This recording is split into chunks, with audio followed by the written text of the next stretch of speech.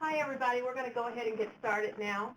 My name is Michelle Robinson. I'm with the National Council of Juvenile and Family Court Judges, and I'd like to welcome you all to the Vision 21 Linking Systems of Care for Children and Youth webinar done in partnership with the Office for Victims of Crime. Before we begin, I'd like to go over a brief overview of how our webinar system works and how you can interact with today's presenters. Below the PowerPoint, you'll see a list of materials related to today's presentation. To download the materials, simply select the file and click the Download File button. A new browser window will open confirming that you wish to download the selected files. Once you confirm that, your download will begin. Visual feedback is a way you can interact with the presenter of today's webinar. At the top of the screen, you'll find a button resembling a person holding up their hand. To the right of that is an arrow. By clicking the arrow, you can see a list of options for providing visual feedback. You can ask the presenter to speak louder or slower or indicate that you agree or disagree. To the bottom right, you'll see a chat box. In this window, you'll be able to send messages to the other participants in the webinar. Just remember that chat entered into the Everyone tab will be recorded and posted as part of the recording of this webinar. To chat, you simply type your message into the white field at the bottom of the window and press Enter on your keyboard. Our staff will be monitoring the chat box for questions, so if you have questions for the presenters, please enter them into the chat pod and our presenters will answer your questions as time permits. If you have technical difficulties during the webinar or you have questions about one of our interactive features, please send a private chat message and we'll help you address those issues. Thank you for your attention while I explain the features of our webinar system. At this time, I'll turn the presentation over to Bethany Case and Lindsay Waldrop with OVC to introduce themselves and begin our webinar. Thank you, Michelle, and good afternoon, everyone. This is Bethany Case. I think that we all know each other now, and of course, Lindsay is joining us as well. Joy was hoping to join us. She was very disappointed that she got pulled into another commitment, but I'm sure that she is with us in spirit on today's webinar. So thank you so much for joining us. Today we're going to talk through a little bit about Vision 21, something that I know all of you are familiar with already in some way. But this will give us an opportunity today to dig into it a little bit more, tell you about the history, a little bit of an overview, get into the recommendations, and give you some ideas of how OVC is carrying out the Vision 21 strategy every day. And all of you who are on today's webinar are a part of that. So what is Vision 21? Really, this is, we like to at OVC refer to this as the first comprehensive assessment of the crime victim assistance field in nearly 15 years. Lindsay, in a moment, will tell you a little bit more about the other kind of comprehensive, more global assessments that have occurred during the history of OVC. It is really our roadmap, our strategic plan to transform the treatment of crime victims in this country, to move folks forward into meeting the needs of crime victims today. We've come a long way, and we have a long way to go, but we think that this is a good time to kind of pivot and shift and look forward to continuing to grow. Vision 21 was developed through a 2-year process of literature review, stakeholder forums, and consultation with all kinds of folks from the field. And really the ultimate goal of this strategic plan is to expand the vision and the impact of the crime victim assistance field moving forward. So I'm going to turn it over to Lindsay now to talk a little bit more about the history of OVC. Hi, good morning and good afternoon, everyone. I'm going to start with just a brief history. The Victims of Crime Act, or VOCA, was enacted in 1984, and from this created the Crime Victims Fund. The Crime Victims Fund consists of fines, criminal penalties, and bond forfeitures from convicted federal defendants. So no taxpayer dollars are used to feed the fund. This is the primary source of funding for a variety of federal and state victim assistance efforts, and OVC was created out of this legislation to administer the funds. And so prior to the creation of VOCA, the President's Task Force on Victims of Crime published a report which advocated for and led to VOCA's creation. In the task force's assessment of the treatment of crime victims at the time throughout the nation, they concluded, and this is a quote from the report, that innocent victims of crime have been overlooked, their pleas for justice have gone unheeded, and their wounds, personal, emotional, and financial, have gone unattended.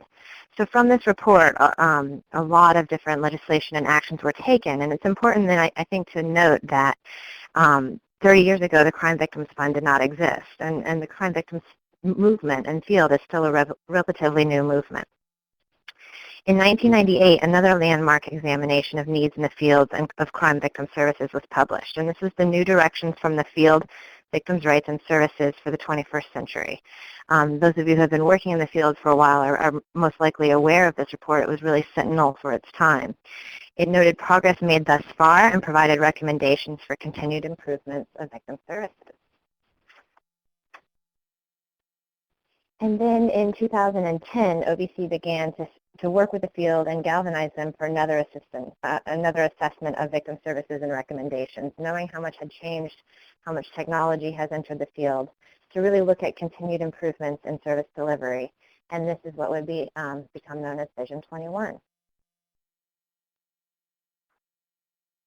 So Vision 21, the undertaking really began in 2010.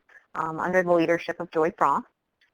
It began with an extensive literature review of all of the relevant literature that was in existence at that time, and it continued, that literature review kind of continued throughout the 2-year process. Just to quickly summarize some of the literature review, and the review is more summarized in greater depth in the final report, which is one of the materials included in the webinar materials down below in the bottom left. Just some high-level reviews. Really, the relevant literature was very subject matter specific. There wasn't a whole lot about the scope of victimization, the impact that victimization had on victims kind of more expansively than just that moment of victimization in the criminal justice response system. It didn't tell us really about how victims are comprehensively served, and it didn't really tell us too much about what works and what victims really need. So in an effort to gather more information, there were OVC held 5 stakeholder forums across the country. The participants in these forums ranged from traditional service providers to non-traditional service providers, from national scope organizations like the National Center on Victims of Crime to community level rape crisis centers, ranging from sexual assault nurse examiners to prosecutors, really anybody who is interacting with victims and having an impact on them, either through the formal criminal justice process or through other efforts related to victimization that don't include the criminal justice system. These were centered around 4 primary topics. First, really defining the role of the crime victims field. 30 years ago, our efforts to define the role of the crime victims field looked very different. It was really focused on giving victims a voice in the criminal justice process. So fast forward 30 years, what does it look like now? How do we define that, and how do we expand that to really include all of the range of services and responses and supports that victims now need and that they receive? The second topic was building the field's capacity to better serve victims. And really kind of what that means is that oftentimes we have small nonprofits serving victims, or we have all kinds of levels of professionals serving victims. And as Lindsay mentioned, this is a newer movement. It's only 30 years young. And so what kind of infrastructure is needed to really grow and improve and professionalize and institutionalize the crime victims field. And enduring challenges really means some of those challenges that we've faced forever, domestic violence, child abuse, and emerging challenges kind of focused on what does technology mean in terms of risk of victimization, new types of victimization, but also ways that we can harness technology to help improve our responses to victims. So we had 5 project partners who helped us execute these forums and the literature review and pull this all together in close collaboration with OVC. And here you can see our project partners. We had the Vera Institute of Justice, Medical University of South Carolina, National Crime Victims Law Institute, OVC's own Training and Technical Assistance Center, and the National Center for Victims of Crime.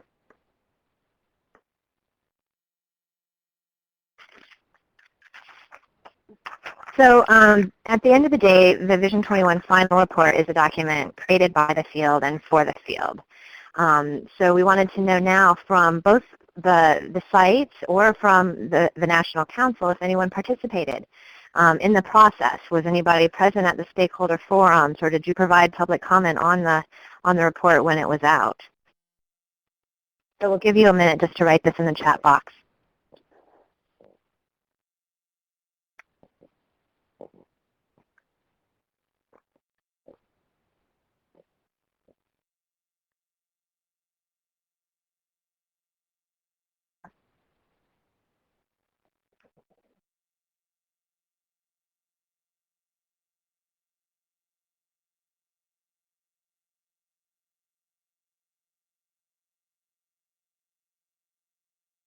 As folks are typing, Lindsay, maybe I can tell the group about our own experiences with Vision 21.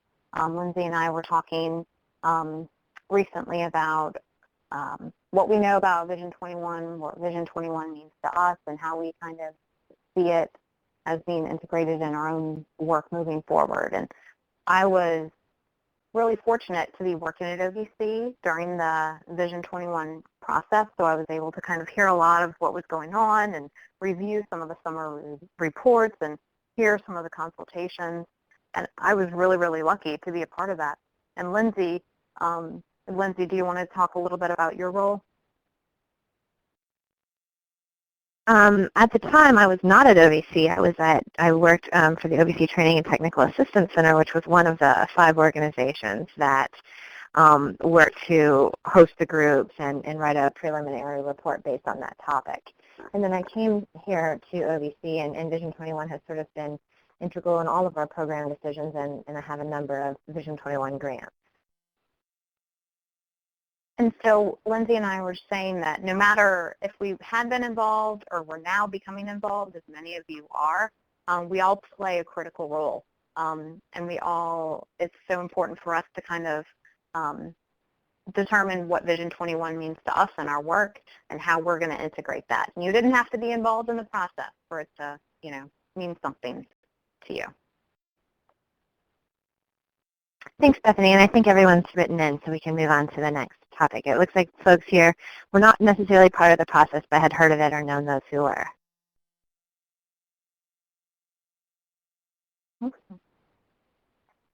Okay, so I'll talk a little bit about some of the preliminary findings of Vision 21, and this was as we were kind of in that information gathering phase and review of literature. We were starting to notice that there was a need for increased data collection and research on victimization issues. As I mentioned a little bit previously, there was a need for research to really find out what worked. We don't have a good handle on being able to say this approach works and this approach, we've done some research and have found that maybe it doesn't work. We have the need for enhanced program evaluation, which, as you know, you all are a part of in this new approach. We need to reach more victims. There are some victims who feel that or believe that they have a more improved access to crime victim services, but there are so many victims that we're not reaching. Just to give you an example, internal to DOJ, we have our Bureau of Justice Statistics, and they measure crime victimization, annual rates of crime victimization through the NCVS, the National Crime Victimization Survey. And so they do this through kind of a, they're researchers, so they have a, I'm sure I'm going to butcher this term, but they kind of have this, what is the term? Random selection of folks that they survey to determine what types of victimization these households have experienced and in the past year. They also began to ask whether or not folks had access to service or had tried to access services. And that number was a huge awakening for OVC, and it was right around the time of Vision 21. Right now, the number has escaped me, but it was something like less than 10% of people who had experienced victimization access services. So that's pretty shocking. It was a reality check for OVC and for many in the field to kind of say, oh my goodness, what are we, who are we missing, and how can we reach more of these victims? There's a need for comprehensive, holistic legal assistance for victims, well beyond the criminal justice system. There's a need to harness technology, to embrace it, to learn about it, and to grow with it. And finally, a need to revise the Victims of Crime Act that was established 30 years ago. As Lindsay described, 30 years ago, the landscape was very different. And so perhaps a law that was developed 30 years ago doesn't necessarily reflect the needs of today. So the final report really acknowledged that we were having major challenges for the integration of research into victim services. It talks about kind of the 3 pillars of basic research, program evaluation, and evidence-based practices. It's exciting to, not to jump too far ahead, but we have begun to put some programming in place to be able to move forward on this recommendation. The tremendous need for crime victims to have access to legal assistance to address the wide range of legal issues that can arise following victimization. So that includes all type of legal needs, not only those needs that are related to the criminal justice response and criminal justice system. For example, there's been a huge movement to connect victims to victims' rights attorneys so that their rights in the criminal justice proceedings can be enforced. But even beyond that, crime victims may face a range of civil legal needs, assistance with kind of maneuvering housing limitations or divorce and custody proceedings, all kinds of things, helping to seek civil justice against offenders. Moving on, we had the impact of advances in technology, globalization, and the changing demographics of the victim assistance field, and the capacity for serving victims in the 21st century and some of the infrastructure issues that must be overcome to reach that capacity, meaning we've in some ways become accustomed to and used to these very small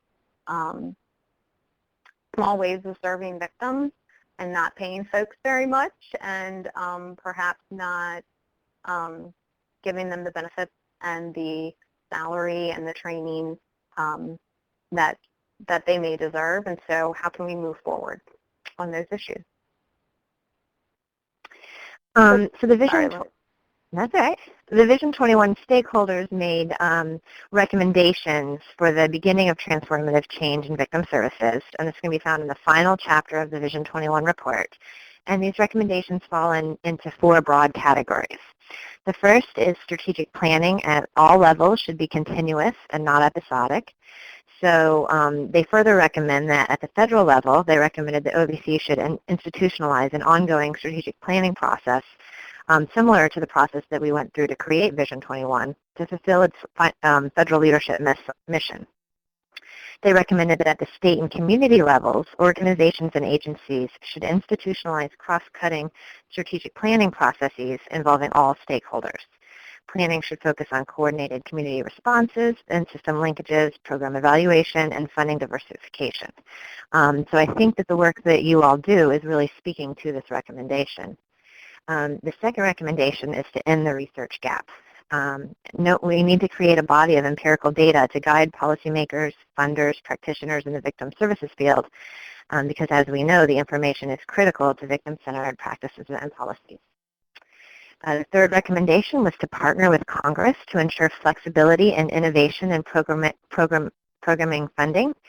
So finding ways to remove siloed funding, especially given times of financial constraint, knowing that victimization is complex and that many victims experience more than one type of victimization. And also, innovative funding would allow for new challenges to be addressed through new solutions. The final recommendation is to build and institutionalize capacity. So the stakeholders suggested that at the federal and state levels, an interagency working group should get together to identify steps needed to develop a technology infrastructure for victim services, promote systematic and innovative use of technology for victim services, promote and begin to institutionalize the application of program evaluation in the victim assistance field, and finally foster the adaptation of sustainability models that are used successfully in the nonprofit sector for victim assistance and other advocacy organizations.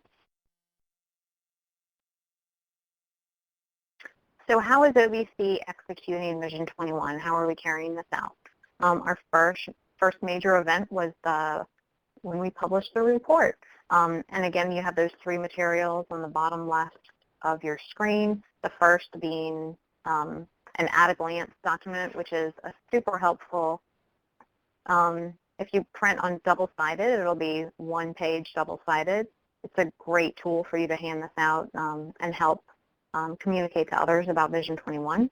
The final report is the second attachment, and it's a little bit lengthier.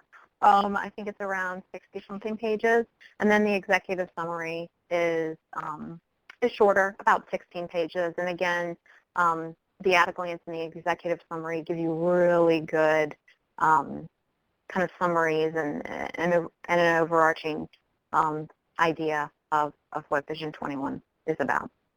We've been carrying out marketing and dissemination efforts, presenting information about Vision 21 in conferences and conference sessions and workshop sessions, sending out listserv messages, and social media. Though everyone else in the country was on social media years and years ago, OVC joined, I would say, in the past, probably in the past 2 years. OVC is now on Facebook, so look us up. One really important way that OVC is executing Vision 21 is through congressional briefings that Lindsay and I are not privy to, but our bosses go on a pretty routine basis and meet with congressional leadership to get briefed on what this report is, what it means, and how they can kind of use these findings to improve their efforts on the Hill to change laws and to appropriate funding in ways that will better serve victims. And sure enough, Congress has been, so far in the past 2 fiscal years, they've been responsive to Vision 21 and have, well, I'll get into the funding in the next slide, but as a result of the generosity of Congress, we've been able to fund some new programs. So in 2014, Congress appropriated $12.5 million, and it was separate from the Crime Victims Fund. This is actually from the general tax revenue, and it allows us to undertake more innovative programs that OVC currently does not have the authority to carry out under VOCA. So this gave us the ability, in combination with some of our discretionary funds through the VOCA fund, to carry out the following programs beginning in 2014. So you all are a part of linking systems of care for children and youth. This is one of our first steps forward, considering everything that was laid out in Vision 21 and in the Defending Childhood report as well. This is our effort to move forward, and you all are a huge part. I mean, well, you are it. We have another new program, the Tribal Community Wellness Center program, where we funded 3 communities. We have the Tribe of Tulalip in Washington. We have Wachoni, Wawoki in South Dakota. And then we have Blackfeet. Lindsay, where is Blackfeet? Is Blackfeet in Montana? It is. Okay, so close to home, Julie and Nikki. And actually, if June is able to join, I just now made that connection that might be helpful in June's efforts as well.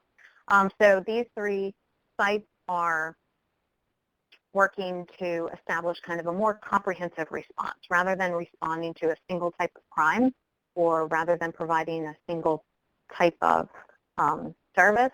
We're really expanding to say, what does our community need? How does our community experience victimization, and how can we respond to them more expansively? Oh, great, Nikki, I see June's here. So June, we'll have to connect on Blackfeet. Let's see, another new program is using technology to expand national and international access to victim services. Lindsay, do you want to mention one of the programs funded through that solicitation? Sure. One of the programs that I monitor is it serves victims of sexual assault and domestic violence who are victimized while overseas or on a cruise ship. Previously, our funding didn't allow us to provide these international services or services for someone victimized not in the United States. And so this flexible funding allows us to do new things we haven't before in an area where there was a clear gap. And so some of our other programs are focused on developing apps that help improve access for victims, expanding, for example, I believe RAIN is one of the recipients, and they're going to be expanding their online hotline and their ability to respond using technology to folks and expanding language access. Another program is building state technology capacity, which I think that Julie, I believe that this is one of the awards that Montana has. Montana has 3, actually, Vision 21 new programs. So you can see that they're really leading us. Oh, good. Julie's typing. Let's see what Julie has to say. The next program is Victim Legal Assistance Networks, and this is really helping to build. Julie says, yes, we have SOC, meaning linking systems of care for children and youth, technology, and legal assistance. So the Victim Legal Assistance Network is working to build those comprehensive, those wraparound legal services for crime victims. And I believe that it's focused in states. And I think that there are six of those. And then we also have the Victim Services mobile application. And there are a handful of folks who are working on, Julie, we're not ready to go international yet. We'll see, Julie. And so in fiscal year 2015, if you stay in touch if you kind of keep an eye on the new solicitations that are posting from OVC, you'll see other new Vision 21 related programs being released. We're really integrating Vision 21 into all of our programs, so it's really helpful. I think it's fabulous that you all are on this call today because you're getting a glimpse into where OVC is headed. I really think, and Lindsay can chime in, but I really think that moving forward, if folks are not embracing kind of the values and the strategies laid out in Vision 21, that there won't be many funding opportunities that there will be funding opportunities really that harness Vision 21, but not so much if folks aren't ready to move forward. So, Lindsay, I'm going to turn it over to you. Yeah, here's this place where we're looking for some of your input again. So we wanted to know, what about the solicitation, specifically the Linking Systems of Care solicitation, and the qualities that are in Vision 21, what inspired you to apply? And within that solicitation, as I just said, what Vision 21 values and practices align with your state's efforts, either the direction your state wants to go in or the efforts that you've already been involved with?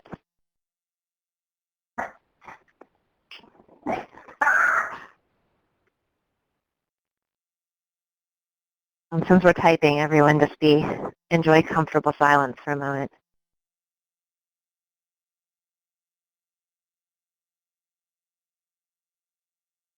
And the National Council, you're welcome to share your experiences too if you'd like.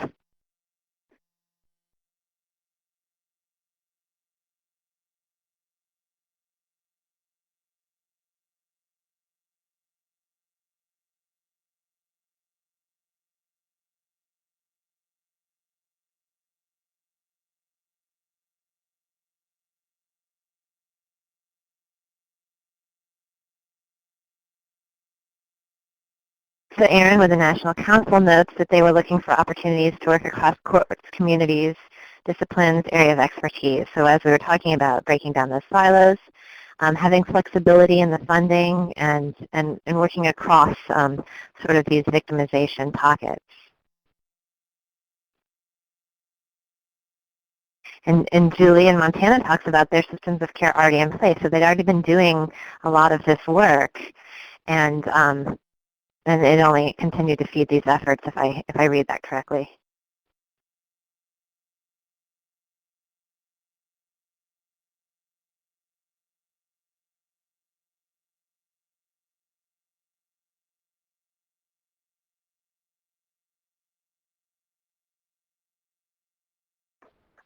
And Kay, thank you for your comment. I agree that it does create an opportunity for us to better coordinate services for children in a very intentional and strategic way, so that we're really looking more at the child and the family and what's going on with them and what's happened to you and what do you need and how can we help, rather than kind of dicing them up and looking at them in terms of, were you a victim of child abuse? Do you go here? Are you having educational difficulties? Go there.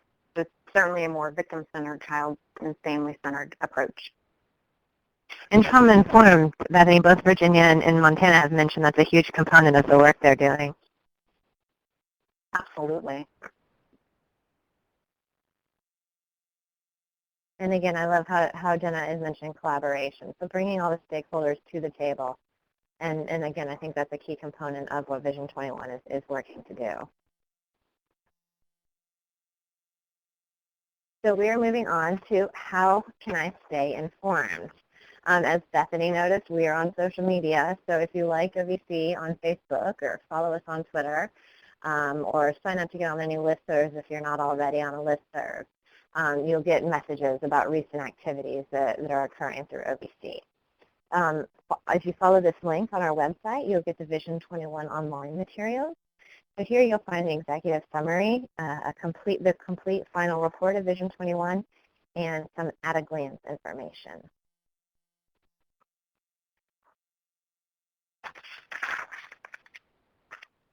And finally, the how can I help with Vision 21 efforts. So first we ask that you read the report. With your stakeholders that are involved in this project, share the Vision 21 materials so they can have more of an understanding of where this solicitation and your work both comes from and is going. And this will help you identify other ways that your states align, and you can look for continued Vision 21 funding or other ways to continue to align with Vision 21, because as Bethany said, this is the direction we're hoping to go in. And then as you present you can present about Vision 21 at your conferences. I know Virginia had some information at their stakeholder meeting where they talked about Vision 21, and I'm sure Montana has done the same. So I guess just keep talking about it and ask us questions should you have questions. So what type of questions and comments do folks have that you would like to share today as we kind of carve out this 1 hour to focus on Vision 21?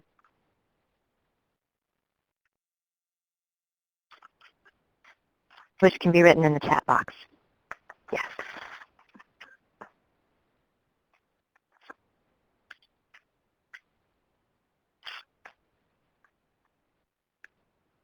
I kind of want to play around with this raise your hand feature too, but I don't know what to do. Raise your hand if you like Vision 21.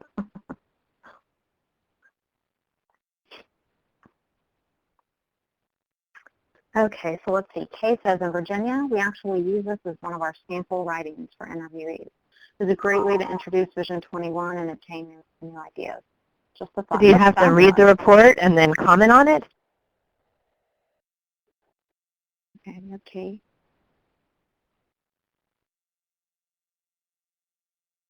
Yeah. And Bethany, are you able to answer about press releases? Yes, let's see.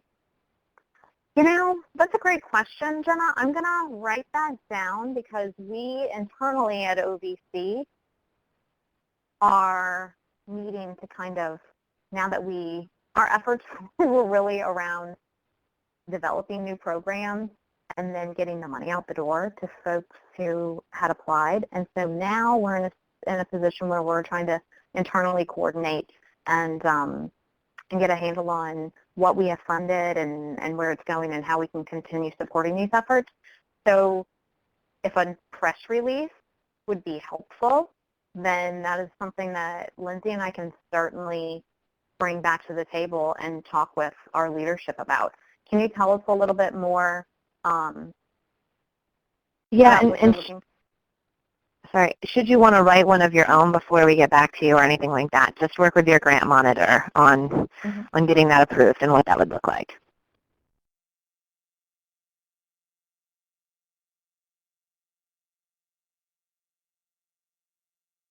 And Lindsay and I are both going to bring back all of your comments to these internal Vision 21 meetings that we're having back at the office, because folks are going to be thrilled about these ideas and these ways that you all are executing this and really embracing it. I think Joy's going to be even more bummed out when she hears that she missed a great discussion.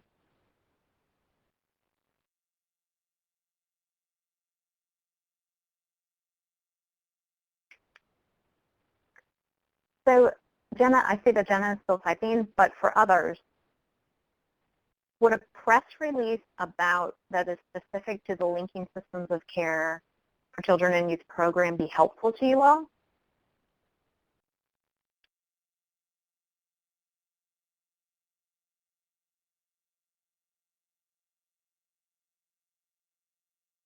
Yes. Okay.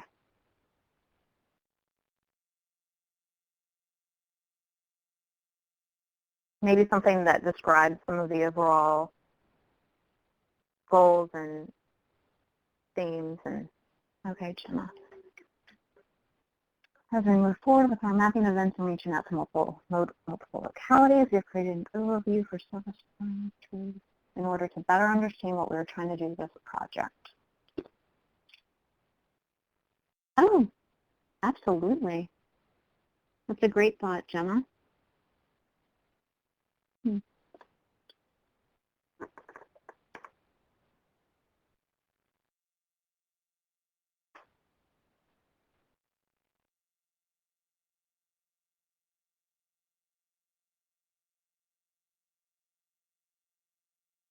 Lindsay, maybe Virginia might want to share the information about their logo. Oh, there we go. Yeah, I was just typing about it rather than talking. I don't know why, but again, there's a lot of other coworkers around, and I didn't want too many people to get a hold of that info, so I wrote it down.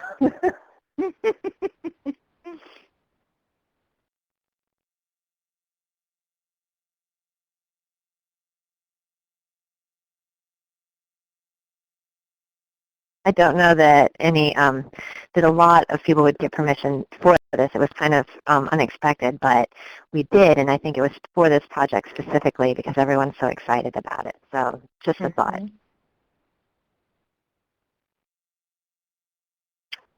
So I'm thinking through what folks are writing and thinking about a potential plan of action for Lindsay and I regarding a press release. And I'm wondering if Lindsay and I have discussed putting together kind of a one-pager about the Linking Systems of Care program. So maybe that's something we can start to do that kind of summarizes the awards that were made, the direction that we're heading, and then we can add to that as the state's plans begin to come together and we get to see some more action. So perhaps like a series of press releases about linking systems of care. Is that something that would be helpful to folks?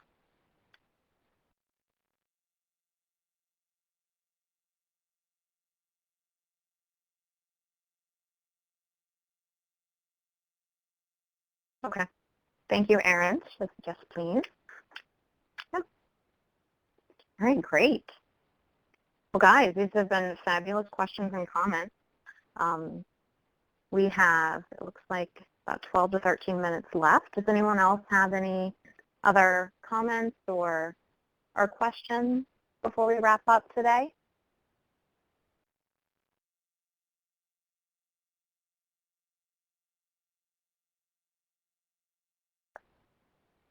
All right, Michelle, maybe I should turn it back over to you.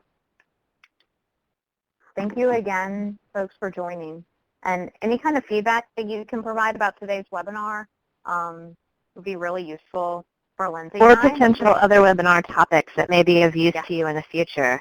We're going to, I know the council is hoping to put one on maybe every month, maybe every other month. So they're welcome any ideas that would be helpful to you in your work. Thanks, everybody. We want to thank everybody for joining us today. Please remember that if you have community partners, advisory committee members, or other community stakeholders that might be interested in this topic, this webinar has been recorded and will be available to you at a later date. As Lindsay and Bethany said, we will have future topics. If you have a topic that you think might be interesting or aid in capacity building for your community, you can email me that topic, and my email address will appear in the chat box. It is mrobinson@ncjstj.org. Please reach out to us with those topics. And please be on the lookout for future emails regarding additional webinars that will be coming your way. Thank you so much for your time. Everybody have a great day. Thanks, everyone. Thank you.